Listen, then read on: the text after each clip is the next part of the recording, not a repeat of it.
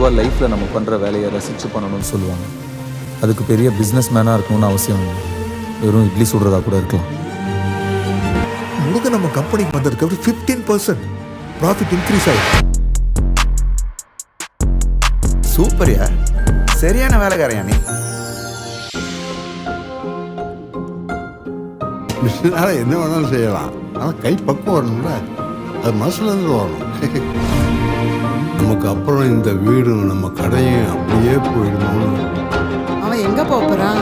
இங்கே தான் திரும்பி வர போகிறான், இங்கே தான் திரும்பி வர போகிறான், இங்கே தான் திரும்பி வர போகிறான். ஏப்பா முருகா, அந்த பொண்ணு கயல் யாரு? கும்பிட்டு வேலை செய்து நான் உனக்காக ஒரு பெரிய எம்பையரே கட்டி வச்சிருக்கேன். இப்படி பொறுப்பு இல்லாமல் சுற்றி look Murugan. Michelin star restaurant ஒரு டப்பா குடிசைக்கு அது வெறும் கடையில் தம்பி, இந்த ஊரோட அடையாளம். அந்த இட்லி கடை எங்க ஊருக்கே பெரிய சென்டிமெண்ட.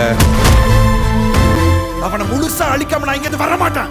எட்டனா பெறாத அவங்க அப்பனோட இட்லி கிடைக்காக அவன் சாகிறதுக்கு ரெடியா இருக்கா. இட்லி சுடுறதுன்னு அவ்வளோ இஷ்டமா? நான் என்னவோ இட்லி சுட தான் பிறந்த மாதிரியே எனக்குள்ள ஒரு நினைப்பு.